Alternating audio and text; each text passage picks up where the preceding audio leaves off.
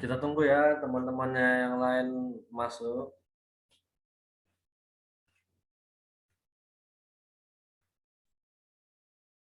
Baik, Pak.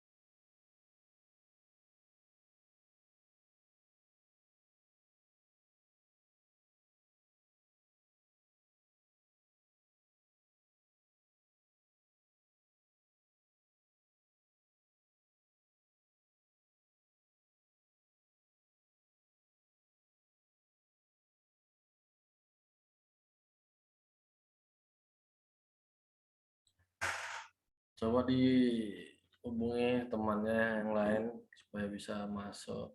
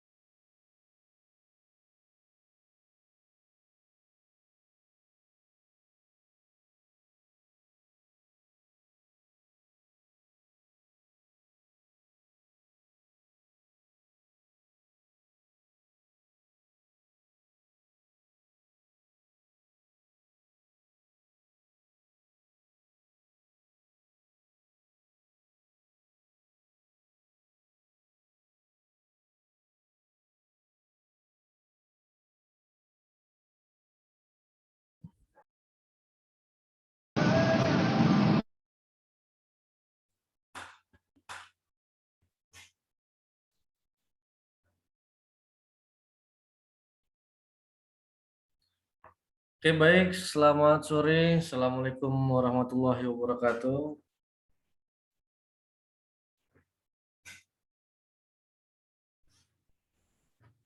Waalaikumsalam warahmatullahi wabarakatuh. Saya pikir nggak jelas suara saya di sana, kan nggak ada yang menjawab soalnya. Gimana suara saya bagus didengar di sana? Bagus, Pak. Bagus, Pak. Oke, baik. Kita pada hari ini sudah masuk ke pertemuan 9 setelah UTS pada minggu lalu sesuai dengan jadwal yang telah ditentukan oleh pihak biro. Nah, harapan saya mudah-mudahan tugas yang kemarin Sambil jimat. saya sampaikan sudah mulai dibuat, ya kan? Walaupun tugas tersebut dikumpul di akhir pertemuan, apakah di sini sudah ada kemarin dibahas untuk tugas ya? Belum ya?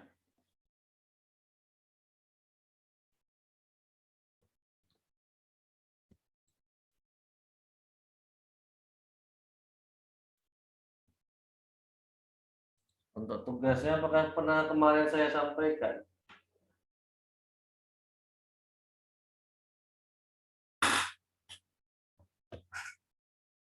Halo? Belum pernah, Pak. Belum pernah ya? Oke, baik. Kalau gitu, nanti semalam saya ganti ya.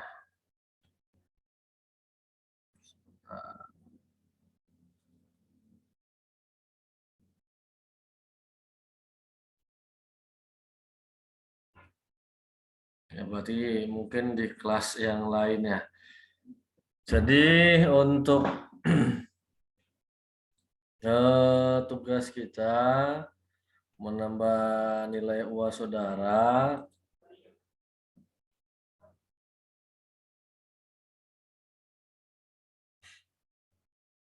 Nah, di kelas ini ada berapa orang?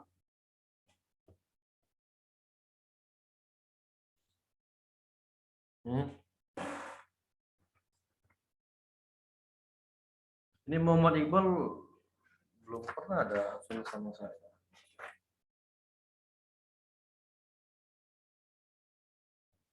Di kelas kita ini ada berapa orang?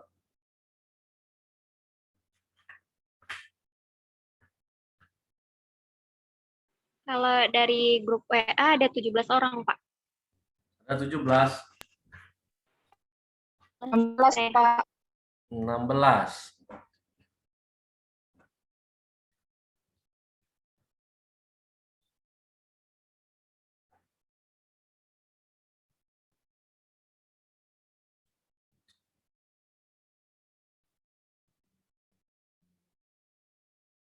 Ya, ada 16 orang, ya kan? 16.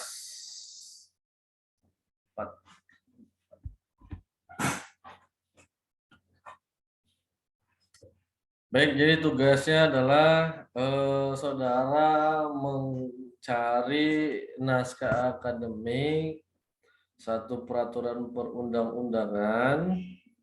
Dalam hal ini yang kita pilih adalah undang-undang. Jadi dari naskah akademiknya itu saudara membuat satu tulisan yang membahas apakah dalam undang-undang tersebut telah masuk ataupun ada atau tidak implementasi dari asas-asas pembentukan peraturan perundang-undangan. Nah, dalam Undang-Undang 12 tahun 2011 kan ada 7 asas dalam pembentukan peraturan perundang-undangan. Jadi, saudara bisa melihat di dalam undang-undang tersebut maupun di dalam penjelasannya. Nah, jadi setiap asas ini saudara uraikan apakah di dalam naskah akademiknya ataupun di dalam undang-undangnya apakah telah mencantum ataupun masuk asas kejelasan tujuan contohnya. Nah, di mana bisa saudara temukan apa kejelasan tujuannya itu? Misalnya di dalam undang-undangnya ada pasal tujuan dari undang-undang ini adalah bla bla bla bla. Nah, tujuan undang-undang itu bisa juga dilihat di dalam mukadimah dari undang-undang ataupun di dalam penjelasan umum dari undang-undang yang saudara pilih. Nah, di dalam naskah akademik juga biasanya tercantum mengenai kejelasan tujuan. Jadi ada 7 asas ini, kejelasan tujuan, kelembagaan atau pejabat membentuk yang tepat, kesesuaian antar jenis, hierarki dan materi muatan dapat dilaksanakan, kedayagunaan, kejelasan rumusan, dan keterbukaan. Selain itu juga, apakah di dalam undang-undang tersebut materi muatannya sudah mencerminkan ajas-ajas berikut ini apa tidak? Nah, kenapa? Karena asas itu merupakan dasar dalam sebuah pembentukan peraturan perundang-undangan. Seperti pada mata kuliah pengantar ilmu hukum atau pengantar hukum Indonesia, saudara pasti waktu semester 1 maupun semester 2 belajar mengenai asas-asas. Yang sering kita kenal ada lex specialis, dialogkan lex generalis, gitu, priori, dialogkan lex impriori, kan gitu, dan lain sebagainya. Nah, itu merupakan asas, yaitu menjawab semua persoalan-persoalan yang timbul yang berkaitan dengan hukum. Jadi asas inilah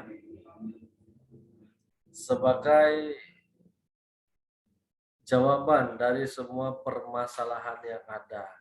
Makanya dalam setiap undang-undang asas ini harus masuk. Ya kan? Berarti ada ini materi muatan peraturan perundang-undang harus mencerminkan 10 asas.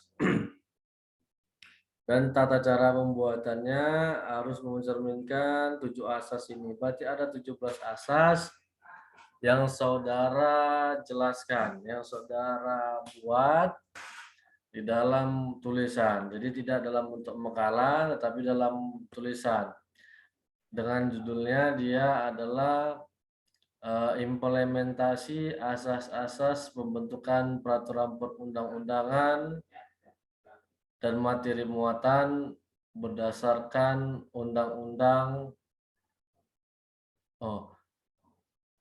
implementasi peraturan asas pembentukan peraturan perundang-undangan dalam sebuah undang-undang berdasarkan Undang-Undang Nomor 12 Tahun 2011. Nah, itu judulnya. Ya kan?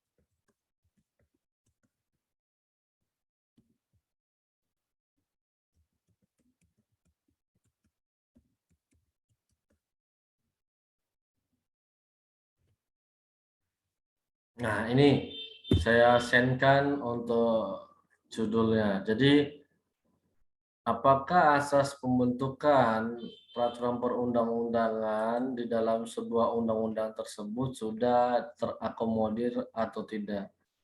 Ataupun sudah diimplementasikan ataupun sudah diterapkan atau tidak? Ini kita ingin melihat sejauh mana dalam proses pembentukan peraturan perundang-undangan itu apakah telah sesuai dengan ketentuan dan peraturan yang berlaku atau tidak.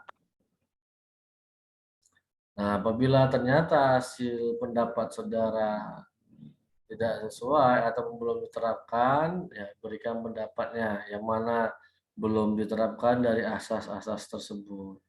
Tapi kalau sudah ada penerapannya, tidak ada masalah. Kan seperti itu. Nah, jadi karena kita ada 16, yang penting setiap kelompok berarti ada 17. Berarti ada satu kelompok 4 orang, yang lebihnya adalah 3 orang.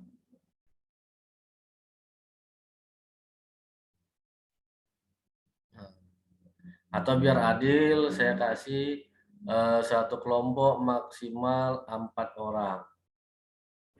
Ya kan? Nah, jadi tugasnya kelompok masing-masing 4 orang setiap kelompoknya.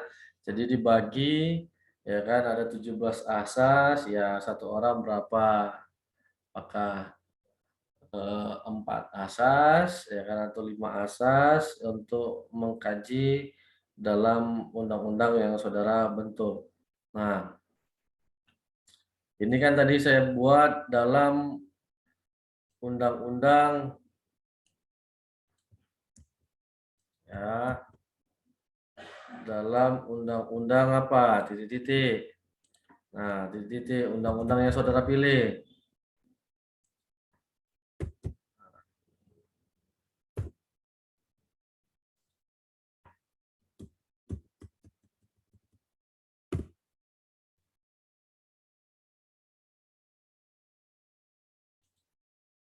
Nah, implementasi penerapan asas pembentukan peraturan perundang-undangan dalam undang-undang apa? Misalnya dalam Undang-Undang Nomor 12 tahun 2020 tentang Cipta Kerja.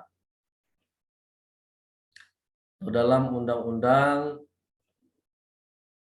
Nomor 13 tahun 2003 tentang Ketenagakerjaan. Atau dan sebagainya. Nah, jadi disebutkan ya, implementasi penerapan asas pembentukan peraturan perundang-undangan dalam Undang-Undang Nomor sekian tahun sekian. Ya. Nah, jadi disebutkan nomor undang-undangnya. Ya, lupa lagi.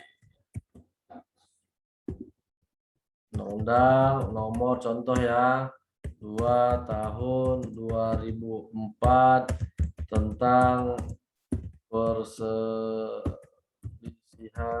hubungan industrial. Nah, ini contoh. Nah, jadi tinggal diganti, semua judulnya sama. Nanti bisa dilihat di apanya, di chat ya. Judulnya itu implementasi penerapan asas pembentukan peraturan perundang-undangan dalam Undang-Undang Nomor sekian tahun sekian tentang apa. Nah, baru satu ya kan. Penerapan asas kejelasan tujuan, bahwa di dalam Undang-Undang Nomor ini telah mengakomodir ataupun telah memasukkan mengenai tujuan daripada pembentukan peraturan undang-undang ini. Hal ini dapat dilihat di dalam pasal sekian, seperti itu, ataupun di dalam naskah akademiknya pada halaman sekian. Jadi nanti dikumpulkan di akhir pertemuan, yaitu pertemuan ke-15, dikirimkan melalui email yang sudah saya buat kemarin emailnya. Naskah akademiknya dalam bentuk PDF, sedangkan untuk tugasnya dalam bentuk Word. Tuh, karena naskah akademik dan undang-undangnya dalam bentuk PDF. Kenapa? Karena saudara download dari Google. Ya kan? Nah, di Google itu ada naskah akademiknya. Setiap undang-undang pasti memiliki naskah akademik. Tetapi ada beberapa undang-undang yang naskah akademiknya sulit untuk ditemukan di internet.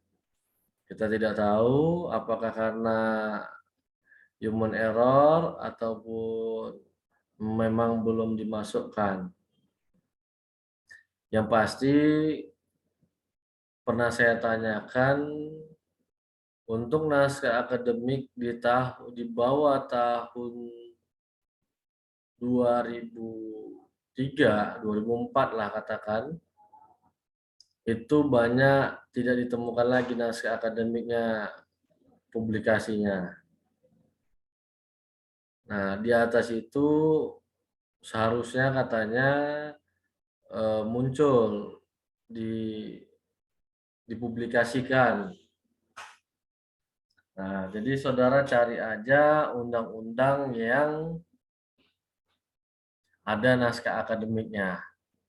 Silakan mau undang-undang apapun itu, terserah berdasarkan keinginan kelompok masing-masing. Untuk kelompoknya silakan dipilih sendiri, ya kan? Karena kita negara demokrasi, jadi saya memberikan kebebasan kepada saudara untuk menentukan sendiri teman timnya. Yang penting, yang pasti, janganlah satu orang yang mengerjakan untuk 17 asas ini. Jadi bagi 4 dia dalam mengerjakannya. Seperti itu untuk mengenai tugasnya. Apakah ada yang mau ditanyakan? Pak, izin bertanya, Pak. Ini dari yang tugas tadi, yang Bapak sebutkan yang asas 17 asas itu, kita satu kelompok membahas 17 asas itu atau dibagi per kelompok gitu, Pak? Satu kelompok bagi 4 asas gitu atau semuanya? Ya, semuanya, semua 17 asas itu harus dibahas. Makanya saya bilang dalam kelompok itu kan ada 4 orang. Jadi masing-masing anggotanya dibagilah. Kamu ada yang A, B, C, D. Saya di E, F, G kan gitu. Yang penting semua 17 asas ini dibahas di dalam undang-undang yang dipilih. Dan setiap kelompok itu undang-undangnya harus berbeda. Karena kita ada 16, berarti ada 4 kelompok, kan gitu. Nah, jadi ada 4 undang-undang yang kita bahas mengenai naskah akademik maupun undang-undangnya. Apakah telah memuat ke-17 asas ini atau tidak. Seperti itu dia, Bulan. Iya, Pak. Terima kasih. Ya. Nah, jadi biar kita kritis dalam melihat, ya kan, undang-undang itu apakah memiliki daya guna atau tidak. Ya kan, kalau tidak, untuk apa undang-undang tersebut dibuat, ya kan? Nah, ini seperti kata Surjono Sukanto yang memperkenalkan 6 asas, yaitu peraturan perundang-undangan tidak berlaku surut, kemudian peraturan perundang-undangan yang dibuat oleh penguasa yang lebih tinggi mempunyai kedudukan yang lebih tinggi pula, peraturan perundang-undangan yang bersifat khusus menyampingkan peraturan perundang-undangan yang bersifat umum. Kemudian peraturan perundang-undangan yang berlaku belakangan membatalkan peraturan perundang-undangan yang berlaku terdahulu.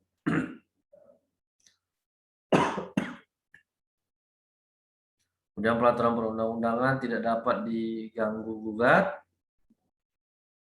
dan peraturan perundang-undangan sebagai sarana untuk semaksimal mungkin dapat mencapai kesejahteraan spiritual dan material bagi masyarakat maupun individu melalui pembaharuan atau pelestarian. Nah, seperti itu.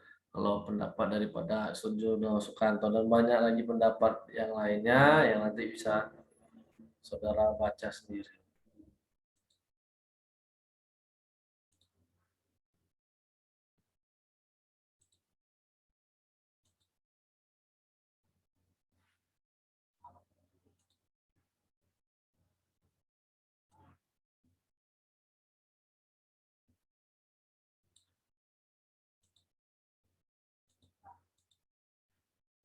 Baik, kita lanjutkan untuk pertemuan kita mengenai tahapan proses pembentukan undang-undang.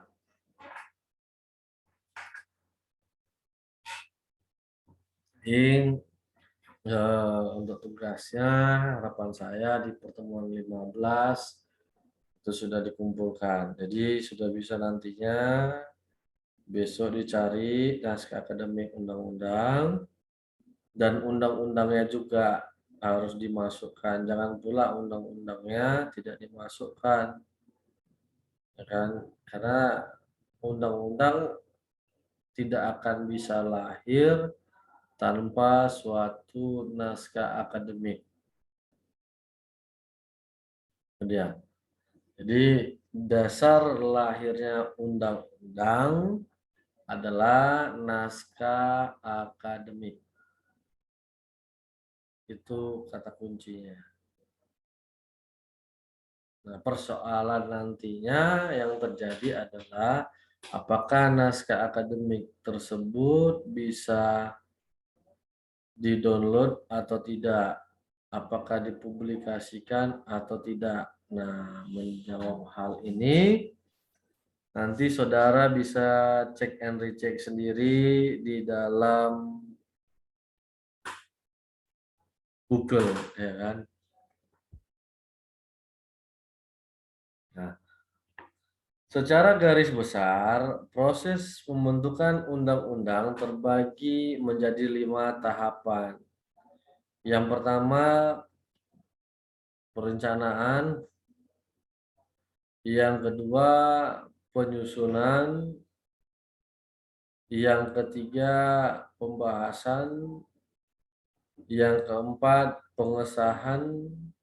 Yang kelima, pengundangan.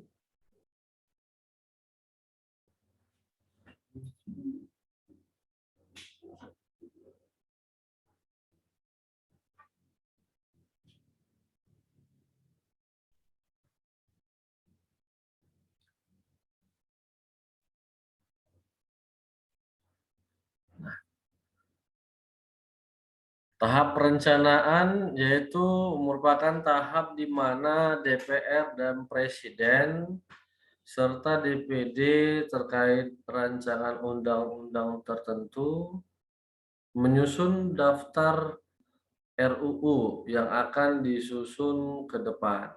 Nah, jadi jelas tadi saya sampaikan bahwa undang-undang tidak akan lahir tanpa sebuah RUU. Jadi dasarnya adalah RUU. Kenapa?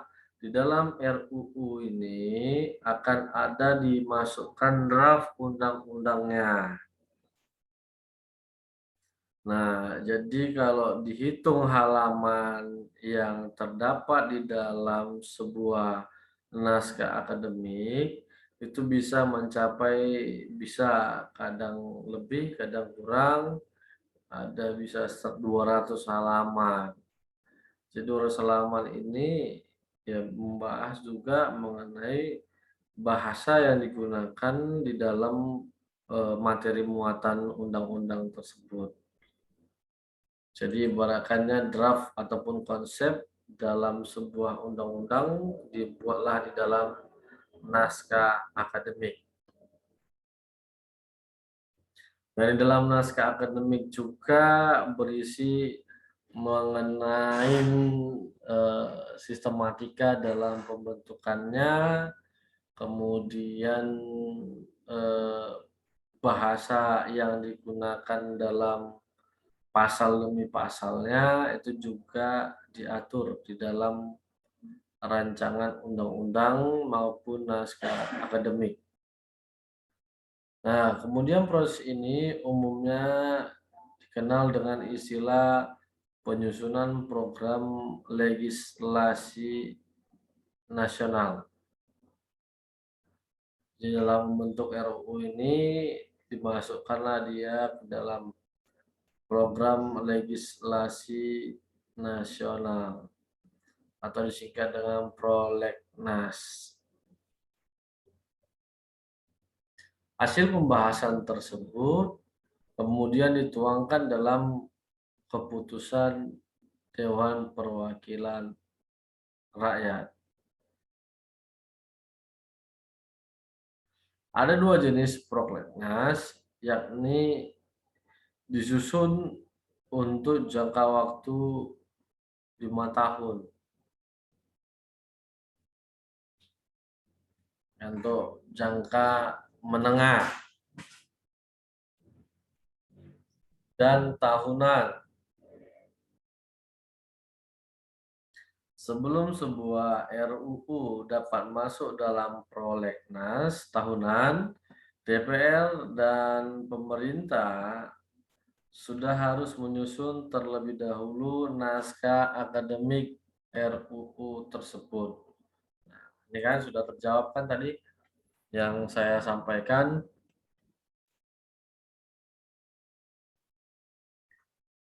Nah, jadi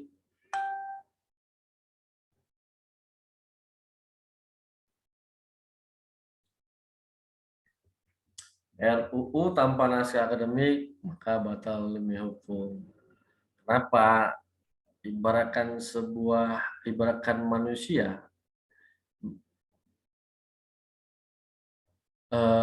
RUU itu adalah kandungan ibunya.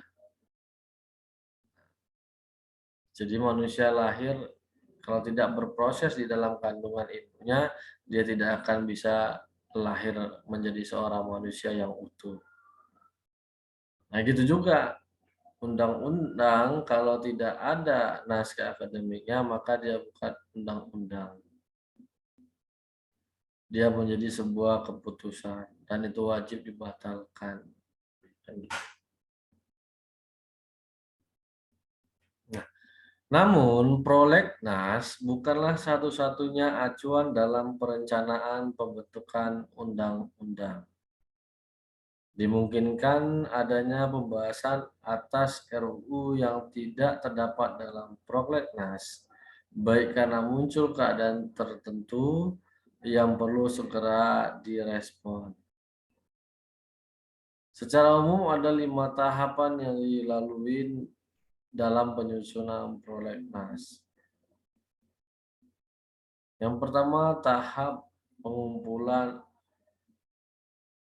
masukan. Kemudian kedua, tahap penjaringan masukan. Ketiga, tahap penetapan awal. Keempat, tahap pembahasan bersama. Tahap penetapan prolegnas. Jadi 5 tahapan inilah dalam menyusun program legislasi nasional. Mengumpulkan masukan apakah urgensi dari RUU itu sangat diperlukan apa tidak. Nah, ketika itu memang diperlukan urgensinya, maka masuklah dia kepada program legislasi nasional ini untuk 5 tahun. Jadi selama 5 tahun itu harus bisa diundangkanlah undang-undang tersebut. Dan apabila tidak, maka dianggap undang-undang tersebut bisa batal demi hukum. Dan tahapan penjaringan masukan. Nah, masukan-masukan tadi dipilih, ya kan, mana yang sesuai atau tidak, mana yang menguntungkan di dalam rancangan tersebut atau tidak.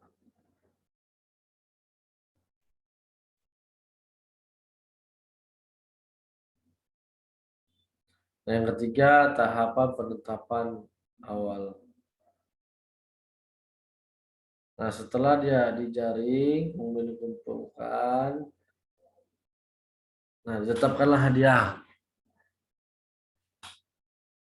Telah sesuai misalnya untuk isi daripada RUU ini dan urgensinya juga sudah masuk untuk menciptakan sebuah kepastian hukum di tengah-tengah masyarakat. Kemudian dibahas bersama oleh anggota Prolegnas. Sudah, barulah ditetapkan dia menjadi sebuah rancangan undang-undang yang akan dibahas sesuai dengan jadwal yang nanti ditentukan yang bersama, apakah ini masuk kepada Prolegnas atau tidak. Pada tahap pengumpulan masukan, pemerintah, DPR, dan DPD secara terpisah membuat daftar RUU, baik dari kementerian, lembaga, anggota DPR atau DPD, fraksi, serta masyarakat. Hasil dari proses pengumpulan tersebut kemudian disaring atau dipilih untuk kemudian ditetapkan oleh masing-masing pihak. Tahap selanjutnya adalah pembahasan masing-masing usulan dalam forum bersama antara pemerintah, DPR, dan DPD. Dalam tahapan inilah seluruh masukan tersebut diseleksi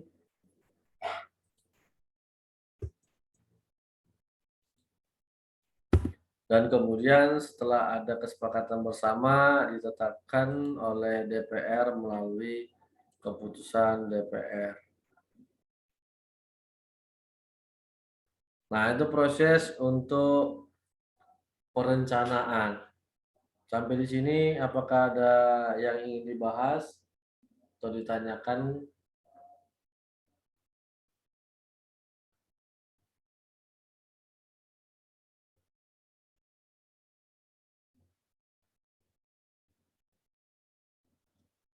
Bagaimana?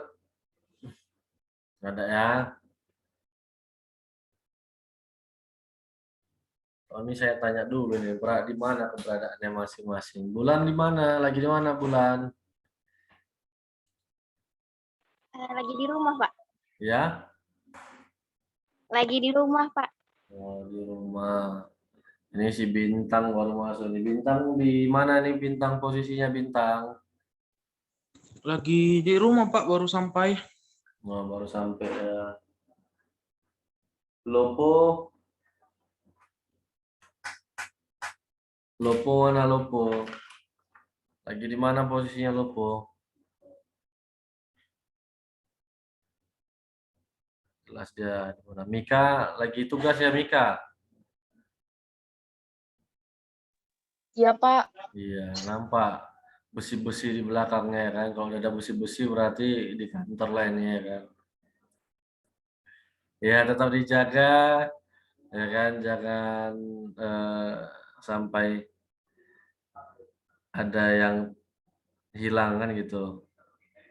Nah, kemudian si Arif Fazila baru masuk ini Arif. Lagi di mana posisinya Arif? Di rumah Pak. Di rumah.